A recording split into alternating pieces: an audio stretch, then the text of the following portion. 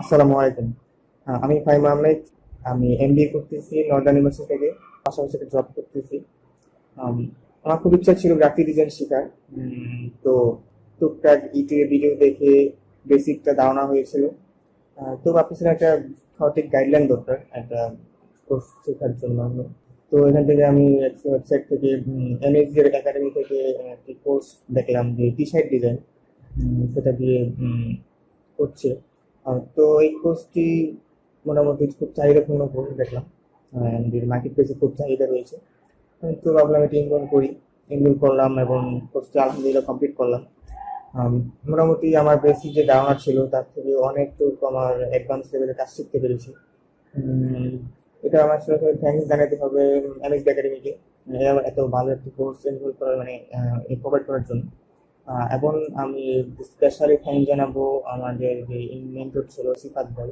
উম, তিনি যথেষ্ট হেল্পফুল, যথেষ্ট হেল্পফুল ছিল।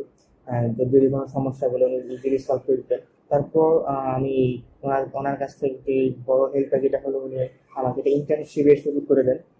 আমি ইন্টার্নশিপটি করি এবং তখন আমার স্কিল কতটা ডেভেলপ হয়েছে তা বুঝতে পারি।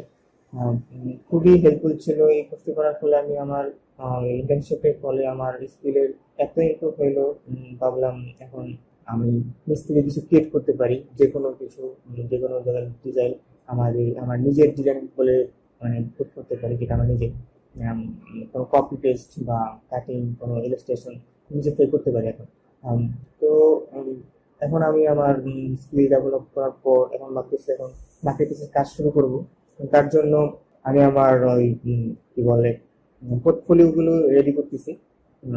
আমি খুব শীঘ্রই মার্কেটিং কাজ শুরু করতে যাব ইনশাআল্লাহ, যদি আল্লাহ চাহে। আম, আর আমি স্পেশালি বলবো যারা টি শার্ট ডিজাইন শিখতে চান তারা এই কোর্সটি করতে পারেন, করে দেখতে পারেন। আমি মনে করি যে এটা মোটামুটি আপনাদের অন্যান্য কোর্সের তুলনায় এটা খুব ভালো হবে। কারণ এই কোর্সটিতে এমন কিছু কিছু জিনিস রয়েছে, এমন কিছু কিছু এলিমেন্ট রয়েছে যেগুলা বাইরে থেকে কিনতে গেলে প্রচুর দাম নেবে, প্রচুর আপনার ধরা খরচ হতে পারে, যেগুলো এখানে তিনি ইজিলি ফ্রিতে প্রোভাইড করেছেন। খুবই খুবই হেল্পফুল হবে টি শার্ট ডিজাইন যারা শিখতে চাচ্ছেন তাদের জন্য। কি বলবো, আমাদের জন্য দোয়া করবেন। আসসালামু আলাইকুম।